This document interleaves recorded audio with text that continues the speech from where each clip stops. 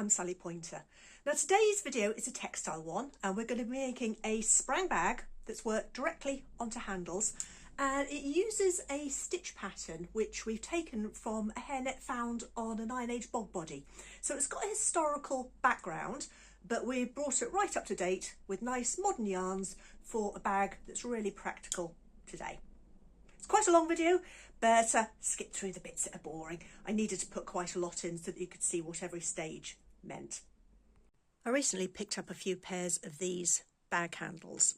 They're not very expensive, and I'm going to have a go at making a sprang bag and a nice open work pattern that is warped directly onto these handles so that they become an integral part of the bag. So I'm going to need my biggest sprang frame for this. My bent stick isn't going to do the trick, although it'd be perfectly possible to use a bent stick frame if it was just a bit bigger. And I'm going to start by tying these into place, and then we'll warp directly onto them. As always, excuse the mess in the background. So my big sprang frame is 2 uprights with a bar at the top and the bottom. And what I'm going to do is I'm going to tie one up here and warp through it, and I'm going to tie one somewhere down here.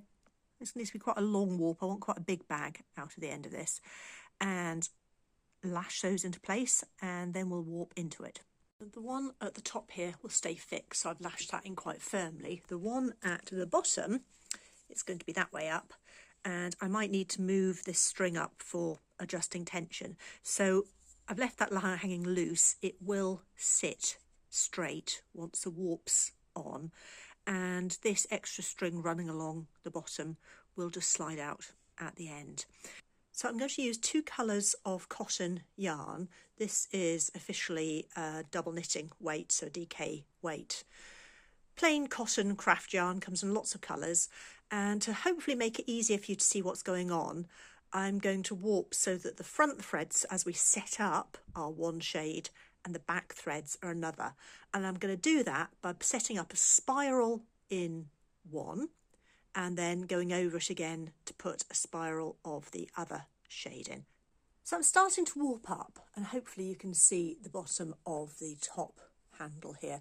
I've tied on at one side, leaving quite a long tail, so I've got plenty to weave in at the end. And I'm going to be alternating these with the brown shade in a bit. They're going to go into the gaps.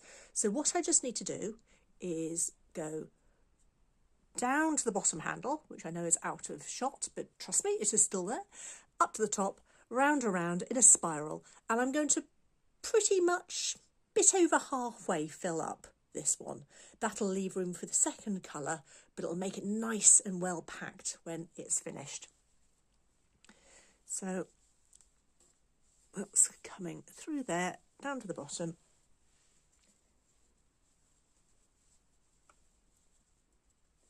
Through there, down to the bottom. And I will just keep doing that until I have got sufficient of this to make for a really, really well packed handle section. I'll come back to this in a moment when it's nearly done, because it's boring watching me go around in circles, but hopefully you get the idea. And that last thread coming up the back with the one from here makes 40 loops. So once those are all brought forward, that will be 80 threads.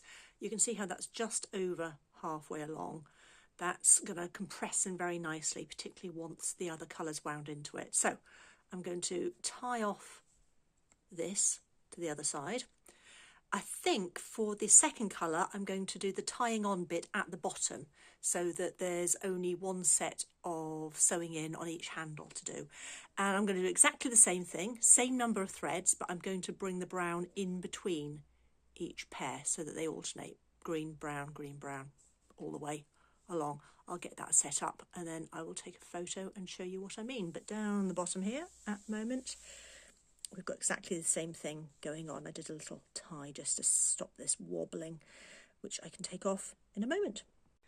So I'm just starting to separate these out ready for working. At the moment they're all a little bit jumbled, but we need to get all the browns on one side, all the greens on another.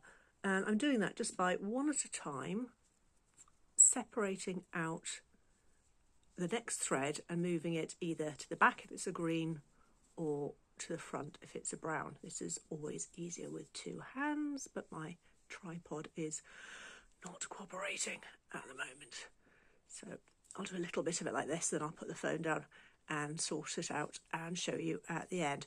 But yeah, very straightforward. Just move green ones to the back, brown ones to the front until they're all nicely lined up and you've got two bundles. Remember with Sprang that whatever happens at the top will also happen at the bottom. So this needs to be eased so that it travels down, and make sure your bundles are nice and smooth. So I've done one round of setup rows already just to make sure everything was settled in all right, but this next sequence is exactly what we would have done straight after winding on. So the important thing with Sprang is to keep everything well separated. So I've got my brown threads at the front, my green threads at the back, and I'm going to use finger and thumb on my non-dominant hand to control the front threads and a couple of fingers on the back threads to keep those in place.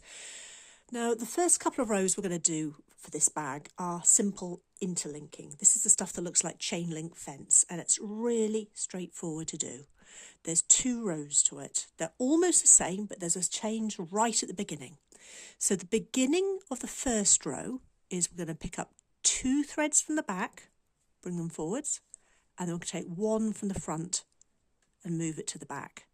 These are easy to see because the green and the brown are swapping direction. From here on in, it's 1 thread up, 1 thread down, 1 thread up, 1 thread down, all the way across. Now you can always tell you've got the right one because can you see that that's tweaking 2 threads as it goes? That just tells us that it's the right one. If I picked up the wrong one, can you see how it's tweaking further along? So just make sure that whichever thread you pick up is nudging those 2 front threads and you'll be absolutely fine. In the first row or 2, sometimes you need to work a little bit slowly just to make sure everything's settled in all right, but this gets much easier as the rows progress. With Sprang, whatever I do at the top is also happening at the bottom of the frame, so we're weaving both sides at once. And that means that at the end of this round, this row, I'll just need to make sure that this pattern has travelled to the bottom and everything's sitting really nice and tight. Now I've got a fair few threads here. It's something like 160 threads in total. So this is going to take a few moments to work my way across. I will probably stop the camera in a moment or speed it up. Maybe speeding it up's the way forwards. So I will just shut up and keep working.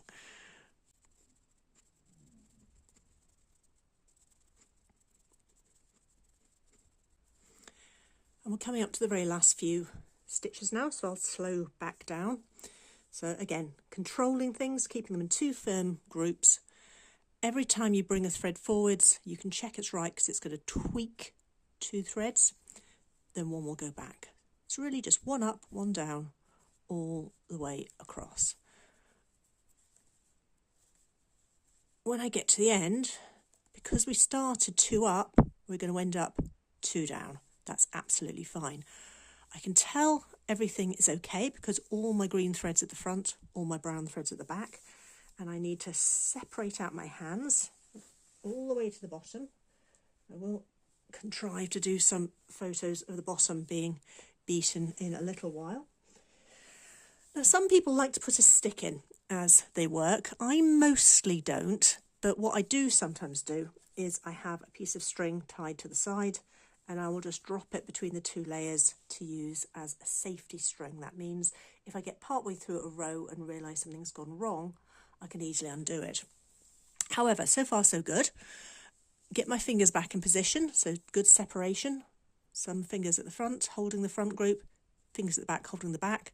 The second row, if you remember the first row we did 2 up and then 1 down. The second row is just 1 up, 1 down.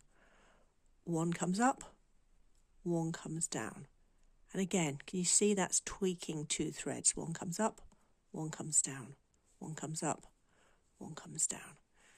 And that's all there is to basic interlinking. We're going to do probably 4 or 5 repeats of this. I want a section of this at the top of my shopping bag before we go to the much stretchier, more open work pattern. So I'm going to turn the camera off and work this quietly. When I get to the end of this row, it'll just be 1 up, 1 down. The second row after that will be 2 up, 1 down, then 1 up, 1 down. So it's a 2-row repeat. I'm going to get this header section done, and then we will go on to working the pattern. And here it is after another sequence of rows. So this was the row that I brought 2 forwards, then 1 forward, 2 forwards, then 1 forwards. And if I pan down, there's my lifeline in. At the moment, I've wrapped it around an extra time just to keep them separated, ready for my next row. But coming all the way down to the bottom, can you see we've got exactly the same pattern represented there. And if I spread this out, you can see that chain link fence effect. So I think 1 more repeat, so a row starting 2 up and then a row starting 1 up, and that will give me another pair of stripes, and then we will be ready to start on the all over holes pattern. Now this top section's done, there's our nice chain link fence effect, we can start on the open work pattern. This is a pattern of all over holes, which is inspired by the hairnet on an Iron Age bog body. It's from a site called Haraldskaer, but I may be pronouncing that wrong. I'll put it up on the screen so that you can make your own mind up about my pronunciation. Now this is a 4-row pattern, so if I've done this right, the strings I've got are divisible by 4, and it's not any harder than doing this, but there are 4 different sequences to it. The first row is 2 up, 2 down, all the way across. Nice thing about a 2 up, 2 down one is that it's actually quite fast. You can probably already see that this is going a bit more swiftly than the 1 up, 1 down ones. Same thing happens though, it always tweaks 2 threads, so you can keep an eye to make sure that nothing's got twisted just by having a sense that it's moving the right number of threads along. So 2 up, 2 down, all the way across.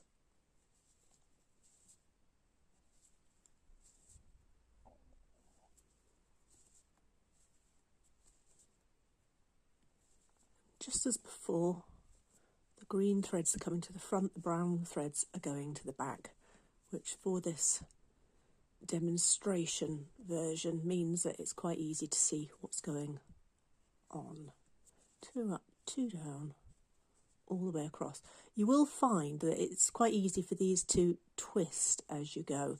In an ideal world, you want to keep them in the same direction as they start out, but just be aware of that. It's not too hard to correct as you go along. Just watch out for it happening. 2 up, 2 down.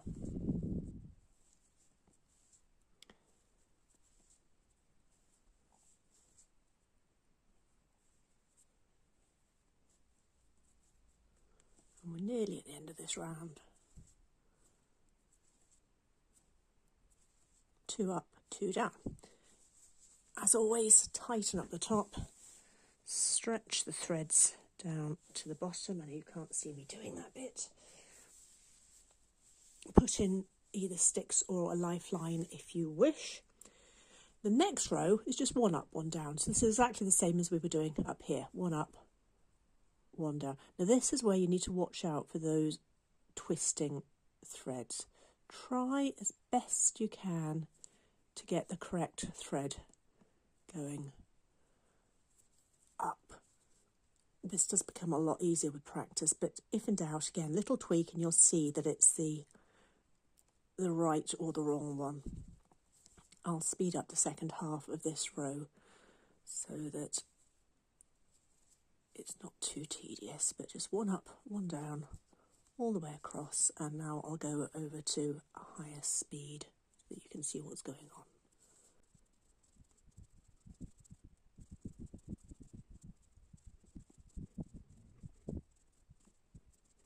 So we're nearly at the end of the second row.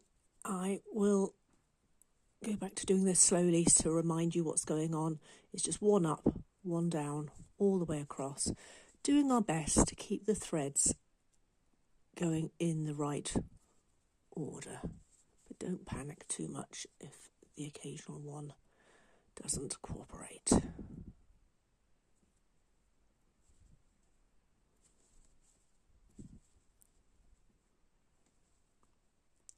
And because we started one up, we'll end one down. Then, as always, tighten the threads at the top, tighten the threads at the bottom. I like to work things like this quite tightly because that gives us a chance for everything to spread out when we eventually chain up the middle section. So that's 2 rows down out of our 4-row pattern. Time for row 3, which is another 2 by 2, but we want to offset it to make the holes form.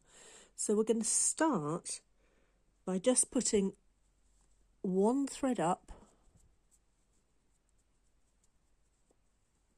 and 1 thread down. That just offsets everything. And then from here on in, it's 2 threads up, 2 threads down. So this is our row that's a little bit faster to work. And this is offsetting the holes so that they form into nice open work, very, very stretchy meshes. It's a really very attractive pattern and not at all difficult to do. We're still getting green ones coming to the front, brown ones going to the back. That swapping back and forward is a really useful technique, particularly when you're starting out, because it makes everything so much clearer. It really makes it so easy to see which threads are moving, and if you get one in the wrong row, you'll see it pretty instantly, which gives you a chance to sort it out. I'm coming towards the end of row 3. 2 up, 2 down, 2 up, 2 down, 2 up, 2 down, and because we started 1, we're going to end with 1. That's row 3. Tighten everything up, beat down to the bottom, make sure everything is very tight at the bottom. I often find that because my hands are working up here, that it's easier to keep this section tight than it is to keep the bottom section tight, so just be aware of that. And then the 4th row, which completes this pattern, is 1 up, 1 down. Couldn't really be easier, could it? Just as before though, watch for threads crossing over themselves, but it's not too terrible if that happens now and then. It's just going to be neater if you can keep everything in the right order, and you can see that nice open pattern coming through. Just like in the other rows, I'm going to do a little bit more of this, then we'll put it on fast forward to get to the end of the row, and we'll have a look at our pattern. 1 up, 1 down, 1 up, 1 down.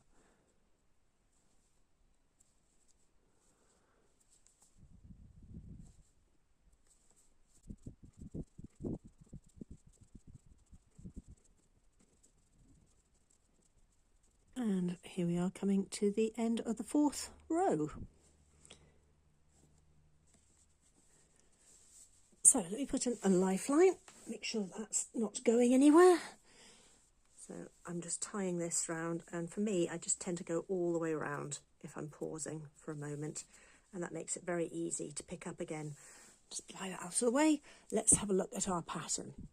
Well, so we've got a really nice open mesh starting up there. If I just tighten that. So our 4 rows has essentially made 2 rows of holes with a nice barley twist effect where the two colours are interacting. I am going to do quite a lot more of this, and I will come back for a refresh of your memory just before we get to the centre point and we chain it up and finish it. But for now, I'm going to keep going with exactly the same pattern. So just to recap, 4 rows, 2 up, 2 down, 1 up, 1 down, 1 up, 1 down, and then 2 up, 2 down all the way across, finishing with 1 up, 1 down. Simple, isn't it? Clever people, these Iron Age types. I've done quite a lot more work on this since the last video clip, and the pattern is coming along really, really nicely. And there's only that much left to go. Now, one of the things you tend to find with Sprang is that this section at the bottom is often a little tiny bit looser than this bit at the top. I don't know if you can see just when I show you. See how dense that is? And that's just a little bit more relaxed. I've been trying to pack this down as I go, but it's always just a bit trickier. And if I get a ruler, nice folding ruler here, and we have a little look, that at the point at which that changes is there, that is about halfway along the ferrule. Same on this side from the same spot. Do you see how much shorter this section is? It only really comes to sort of about there-ish. That's not a huge problem, because when the Sprang is finished and washed, this will relax a little bit. But it does mean that I have to actually assume that this is a bit further along than it is to get the centre join in the right place. So I think I've probably done with this bit of pattern, and I'm going to swap back to doing this simple interlinking for maybe 2 or 3 repeats. What that's going to do at the bottom is it's not quite as stretchy as this all over holes pattern. So I'm hoping that that's going to just curve in the base of the bag when it's done very, very slightly and give us something quite elegant. I don't know for sure because I'm making this up as I go along, but that's what I think is going to happen. So I'm going to clip the phone into something where I can use both hands. I'll just do you a quick refresher of what that means in practice, and then we'll get this bag finished. All right, so I've put a lifeline in at the end of the last row so that I could put things down, and I'm using that to help me separate out the shed so I can get my hand in. So it's starting to get just a little bit trickier to wiggle my fingers in. So our open work pattern was a 4-row pattern. 2 up, 2 down, 1 up, 1 down, 1 up, 1 down, 2 up, 2 down, all the way across, and then 1 up, 1 down. To go back to the basic interlinking, I'm going to start with a row where I bring 2 up and put 1 down, and then it's just 1 up, 1 down, all the way across. And I'll speed up the rest of this row because this is going to be quite a long video at this rate.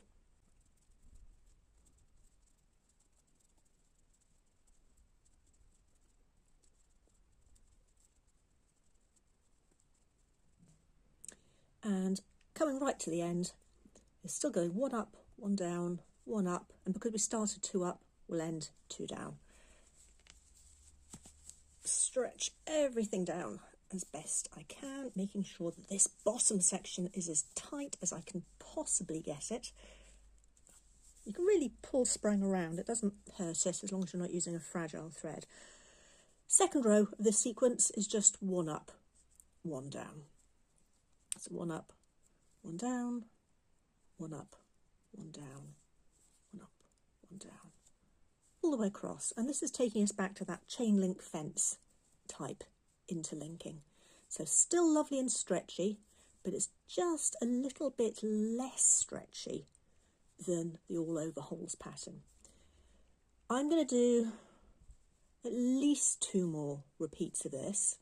I want to use up as much space as I can so that the Sprang hasn't got to relax too far, but I also want to leave enough room to make a chain stitch closure right across the work and to equalise out that slight difference between the bottom half of this, which will be one side of the bag, and the top half of this, which will be the other side of the bag. So I will come back to this in a couple of minutes when I've finished those 2 or 3 rows. I'm about as far along as I'm going to go. I've stuck a knitting needle in there. It could be the lifeline just to anchor it. We have got, there's our open work, and there's our 2 or 3 repeats, I think there's 3 repeats of the plain interlacing.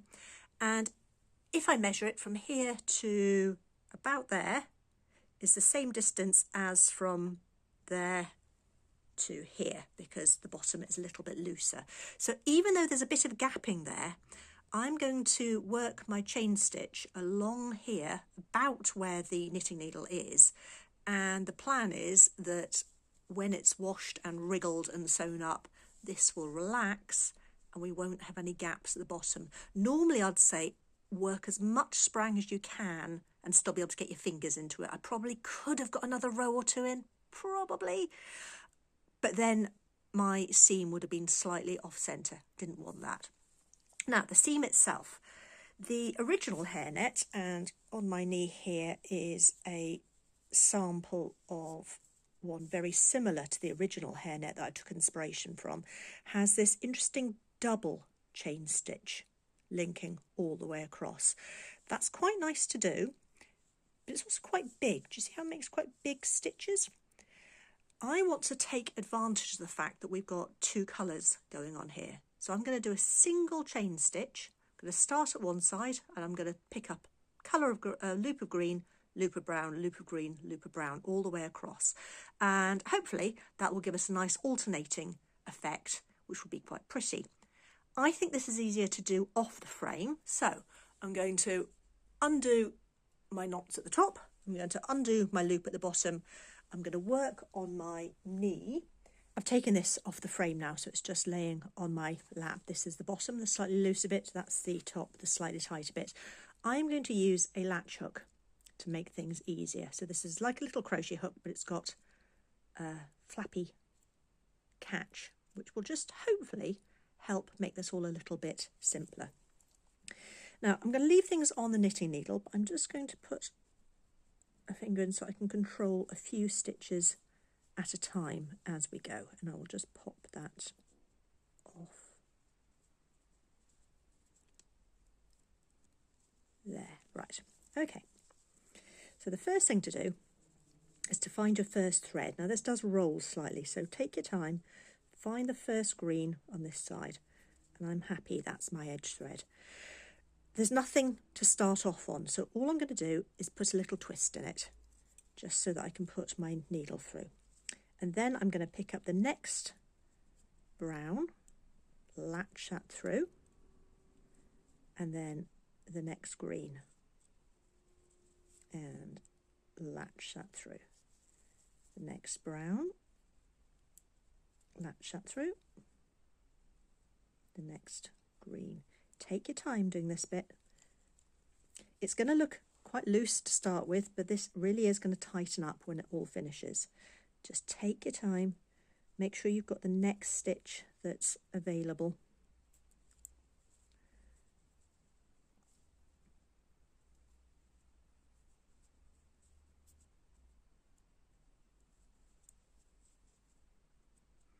If you don't want to chain up, you could, instead of the knitting needle or the lifeline, just run a piece of thread, the same stuff that we've been making this out of, all the way through the bottom, and that will stop it unravelling, and that's perfectly acceptable. There's no reason at all why you shouldn't do that. If you really can't face chaining up, then it's all right to use another method.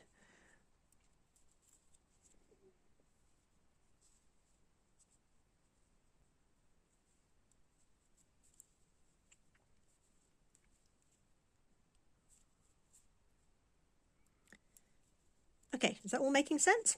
So at the moment, that's a really big gappy thing, but I promise that's going to tighten up really, really nicely as everything settles into place. I'm keeping it as close as I can to the looser side so that all the expansion is done on the other side. I'm going to get to the other side of this, and then I'll show you how to sew it up. Chaining is done, and yes, it looks terribly messy at the moment.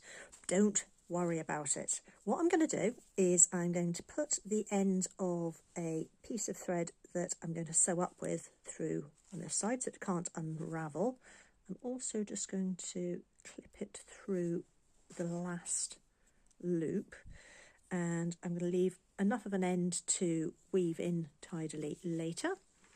I'm just going to tie that off in a little overhand knot so it can't escape. And now if I give this a wiggle,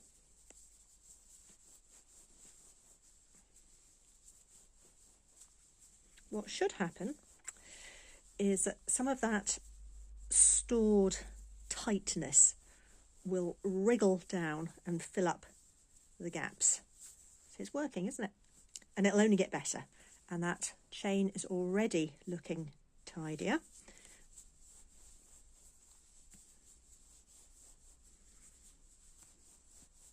Sprang really is remarkably adaptable.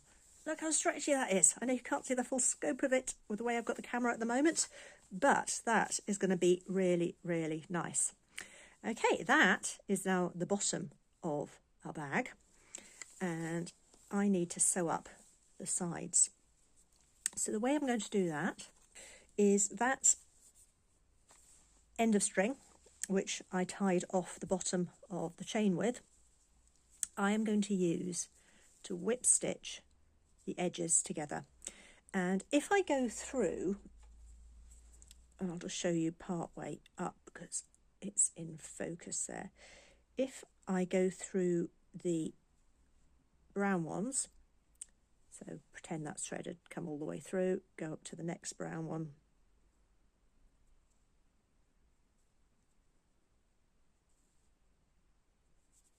go through there over and over and over up to the top.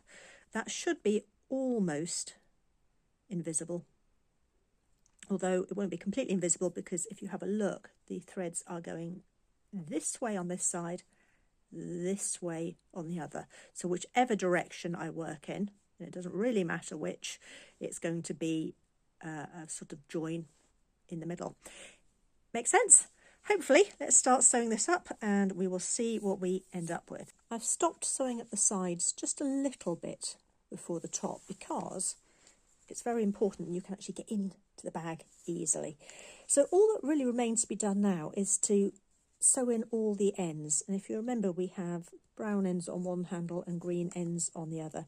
So just find your ends and undo them. There we are. There's no right or wrong way to do this. I just tend to make sure that everything is secure and go down inside the cast on and just make sure that it's not going to come undone anywhere.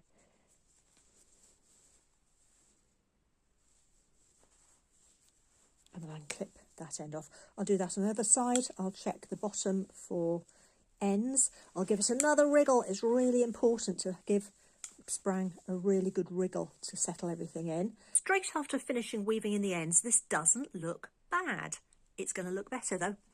If you have a look at the moment, you can see that the chaining along the bottom is still a little bit raggedy. There's little gaps where nothing has settled in properly yet. Slight tension differences, particularly on the corners. I always end up with slightly loose corners doing this sort of thing. If I get this into the sink and give it a nice warm soapy wash and really agitate it and then pat it and leave it to dry, it's going to be so much better. So have a good look at that now. Try and do that so you're not looking at my grubby floor at the same time. I'll give it a wash and hopefully it's going to look so much nicer. And after a wash, doesn't that look better? Needs to dry now. And then I think we'll see how many balls of wool we can stuff into it. And here it is, nice and dry. Now, that edging has worked very nicely just to give the bottom a little bit of shape. And it's really, really stretchy. So I'm going to see how many balls of wool I can fit into it. That's pretty good. I've got 8 of those balls of wool into that. And I probably could have done a bit more if I absolutely had to. I'm pleased with this project. I hope you'll have a go at doing something similar. Sprang isn't just an ancient technique, it's very, very practical for modern purposes. I might even put a kit together for this. So if I do, I'll update the description with a link to it in my shop. But otherwise, grab some yarn, find some handles, have a go yourself. Let me know how you get on. Bye for now.